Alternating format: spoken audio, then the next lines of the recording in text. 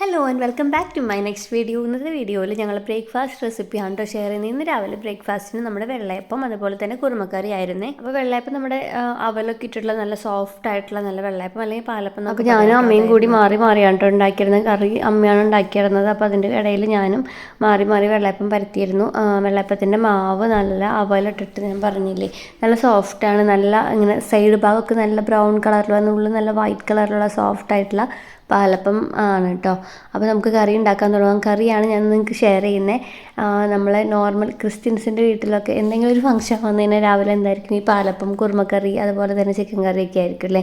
അപ്പോൾ ആ കുറുമക്കറി എങ്ങനെ ഉണ്ടാക്കാം ഈസി ആയിട്ട്, വളരെ എന്താ പറയുക, അത്ര അറിയാത്തവർക്കും വളരെ ഈസി ആയിട്ട് ഉണ്ടാക്കാൻ പറ്റുന്നൊരു കുറുമക്കറിയാണ് ഇത് കേട്ടോ. അടിപൊളി ടേസ്റ്റാണ്. അപ്പോൾ നമുക്ക് കണ്ടിട്ട് വരാം. ഉണ്ടാക്കാൻ വേണ്ടിയിട്ട് ഒരു പാൻ അടുപ്പത്ത് വയ്ക്കുക. അതിലോട്ട് കുറച്ച് നെയ്യും അതുപോലെ തന്നെ കുറച്ച് ഡാൽഡയും കൂടി ഇട്ടിട്ട് അതിലോട്ട് നന്നായിട്ട് ചൂടായി വരില്ലേ, എണ്ണ നന്നായിട്ട് ചൂടായിട്ട് വരുമ്പം അതിലോട്ടൊരു 4 പട്ടയും 4 ഏലക്കായ അതുപോലെ തന്നെ 2 തണ്ട് കരിവേപ്പില ഇടുന്നുണ്ട്. പിന്നെ അതിലോട്ട് ആവശ്യത്തിന് എരിവിന് ആവശ്യത്തിന് നമ്മൾ മുളക് പൊടി കാര്യങ്ങളൊന്നും ഇടുന്നില്ല കേട്ടോ. അപ്പം നല്ല പച്ചമുളക് ഇടുന്നുണ്ട്, ഒരു 4 5 നിങ്ങളുടെ എരിവിനനുസരിച്ച്. നടു കീറിയിടുക, കുരുകുരുന്നതിന് അരിയണ്ട കേട്ടോ. ഇങ്ങനെയാകുമ്പോൾ നമുക്ക് എരിവ് കൂടിയെന്ന് തോന്നുകയാണെങ്കിൽ എടുത്ത് മാറ്റി വയ്ക്കാം. ഞങ്ങളിങ്ങനെ പൊതുവേ ഇങ്ങനെ ചെയ്യാറ്, കാരണം പിള്ളേർക്ക് കൊടുക്കുമ്പോൾ എരിവ് കൂടുതലായാൽ അവർ കഴിക്കില്ല. അപ്പോൾ ഇങ്ങനെ വെച്ച് കഴിയുമ്പോൾ കുറച്ച് പച്ചമുളക് മാറ്റി വയ്ക്കും. എന്നിട്ട് അവർ കറി പകർത്തിയതിന് ശേഷം ബാക്കിയുള്ള പച്ചമുളക് അതിലോട്ട് ഇട്ട് കൊടുക്കുകയാണ് കേട്ടോ ചെയ്യാറ്.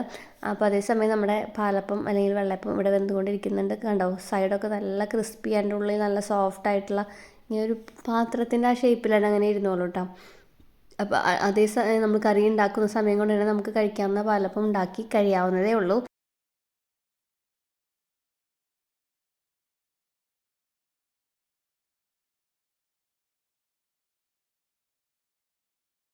ആ സമയത്ത് നമ്മുടെ ഇഞ്ചി പച്ചമുളകൊക്കെ മൂത്തിട്ടുണ്ട് കേട്ടോ. അതിലോട്ട് നമ്മൾ കുക്ക് ചെയ്തിട്ട് കട്ട് ചെയ്ത് വെച്ചിരിക്കുന്ന ക്യാരറ്റും അതുപോലെ തന്നെ ഉരുളക്കിഴങ്ങും, ഒരു 3 ഉരുളക്കിഴങ്ങും ഒരു 2 ക്യാരറ്റും ആദ്യം തന്നെ ഒത്തിരി ഉപ്പ് ഇട്ടിട്ട് കുക്കറിൽ വേവിച്ച് വെച്ചിട്ടുണ്ടായിരുന്നു കേട്ടോ. അതിന് വേവിച്ചതിന് ശേഷം ഇങ്ങനെ കുരുന്ന് തന്നെ കട്ട് ചെയ്ത് വെച്ചതാണ്. അതേസമയം അതിൽ നിന്ന് ഒരു 2 പീസ് പൊട്ടാറ്റോ എടുത്തിട്ട് മാഷ് ചെയ്ത് മാറ്റി വെച്ചിട്ടുണ്ട്.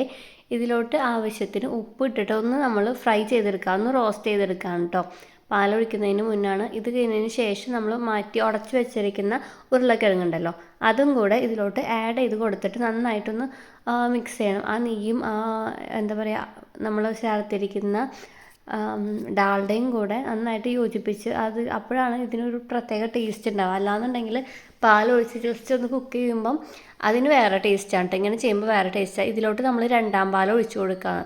അതായത് തേങ്ങ ചിരവിയിട്ട് കുറച്ച് വെള്ളം ഒഴിച്ച് നമ്മൾ കട്ടിപ്പാൽ മാറ്റി വയ്ക്കില്ലേ, അത് കൂടാണ്ട് വേറെ ബാക്കി വരുന്ന പാലാണ് ഈ 2ാം പാലെന്ന് പറയുന്നത്. ഈ 2ാം പാൽ ഇതിലോട്ട് ചേർത്ത് നന്നായിട്ട് മിക്സ് ചെയ്യുക. ഈ കട്ടകളൊന്നും ഇല്ലാണ്ട് ഉരുളക്കിഴങ്ങ് ഇങ്ങനെ അതൊന്നും ഇല്ലാണ്ട് നന്നായിട്ട് മിക്സ് ചെയ്ത് വെക്കാം കേട്ടോ. അപ്പോൾ അതിലോട്ട് കുറച്ച് പഞ്ചസാര ആഡ് ചെയ്യുന്നുണ്ട്. ഈ പഞ്ചസാര ആഡ് ചെയ്യുമ്പോൾ ഈ കുറുമക്കറിക്ക് ഒരു പ്രത്യേക ഒരു ഫ്ലേവറാണ്, അപ്പോഴാണ് ടേസ്റ്റ്. പിന്നെ ഈ സമയം തന്നെ നമുക്ക് ഉപ്പൊക്കെ നോക്കിയിട്ട് വേണമെന്നുണ്ടെങ്കിൽ ചേർത്ത് കൊടുക്കാം കേട്ടോ. ഇതിൽ പല സമയത്തായിട്ട് ഉപ്പ് നോക്കുന്നത് കാണാം.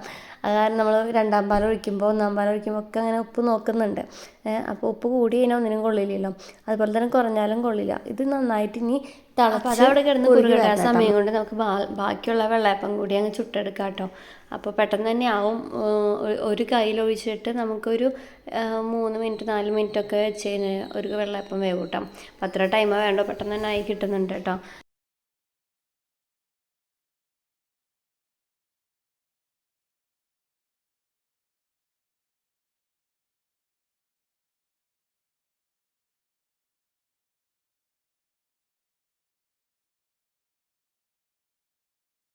ഈ സമയത്ത് നമുക്ക് ഈ പച്ചമുളക് ഉണ്ടല്ലോ, പച്ചമുളക് നമ്മൾ വലുതാക്കി അരിഞ്ഞിട്ടുണ്ടായിരുന്നു. നമുക്ക് ഇരുത്ത് മാറ്റാനായിട്ട് എളുപ്പമാണ്. അപ്പോൾ അതൊക്കെ ഒരു പാത്രത്തിലോട്ട് എടുത്ത് മാറ്റി നമ്മുടെ കട്ടിപ്പാലുണ്ടല്ലോ 1ാം പാല് അതിലോട്ട് ഒഴിച്ച് ഒന്ന് തള വരുമ്പോൾ ഓഫാക്കാട്ടെ. അതിട്ട് വല്ലാണ്ട് തിളപ്പിച്ച് കഴിഞ്ഞാൽ നമ്മുടെ കുറുമക്കറിയുടെ കട്ടി കുറഞ്ഞു പോകും. ഇത് കുറുമക്കറി എന്നല്ല, നമ്മൾ മീൻ കറി വയ്ക്കുമ്പോഴായാലും 1ാം പാൽ ഒഴിച്ചതിന് ശേഷം തള വരുന്ന സമയത്ത് തന്നെ ഓഫാക്കണം. അല്ലാന്നുണ്ടെങ്കിൽ പാലിൻ്റെ കട്ടി കുറഞ്ഞ മീൻ കറിക്കായാലും കുറുമക്കറിക്കായാലും ഒരു വെള്ളം പോലെ ആയിരിക്കും, ടേസ്റ്റ് അത്രയ്ക്ക് അങ്ങനെ ഉണ്ടാവില്ല കേട്ടോ. അപ്പോൾ അതൊന്ന് ശ്രദ്ധിക്കുക. തള വരുമ്പോൾ തന്നെ ഫ്ലെയിം ഓഫ് ചെയ്യാൻ ശ്രദ്ധിക്കുക. അതിന് ശേഷം നമുക്ക് കാച്ചി ഒഴിക്കാവുന്നതാണ്. കാച്ചാൻ വേണ്ടിയിട്ട് നിങ്ങൾക്ക് നെയ്യ് എടുക്കണമെങ്കിൽ നെയ്യ് എടുക്കാം, ഡാൽഡ എടുക്കണമെങ്കിൽ ഡാൽഡ എടുക്കാം. ഇവിടെ ഡാൽഡയാണ് എടുക്കുന്നത്.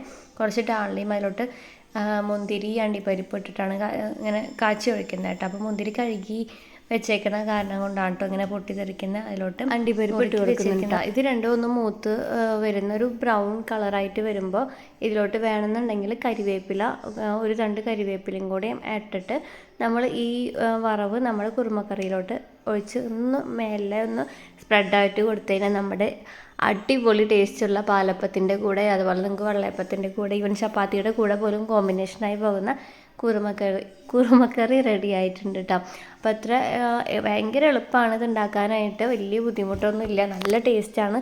ഈ പഞ്ചസാര ഒരല്പം ആഡ് ചെയ്യുന്ന കാര്യം നിങ്ങൾ മറക്കരുത്. പഞ്ചസാര ആഡ് ചെയ്ത് വെച്ചിട്ട് കറിക്ക് വല്ലാണ്ട് അങ്ങോട്ട് മധുരമൊന്നും ഉണ്ടാവില്ല, ചെറിയൊരു സ്വീറ്റ്നെസ് ഈ കറിക്ക് ടേസ്റ്റ് നൽകുന്നുണ്ട് കേട്ടോ.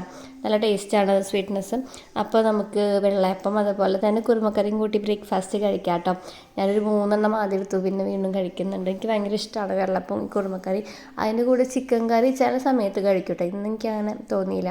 ഇന്ന് നല്ല സോഫ്റ്റ് ആയിട്ടുള്ള നമ്മുടെ പാലപ്പം. അപ്പോൾ ഇങ്ങനെയുണ്ട്, വളരെ സിമ്പിളല്ലേ നമ്മുടെ ഇന്നത്തെ കുറുമക്കറി ഉണ്ടാക്കാനായിട്ട്. അപ്പോൾ എല്ലാവരും ഒന്ന് ട്രൈ ചെയ്ത് നോക്കുക.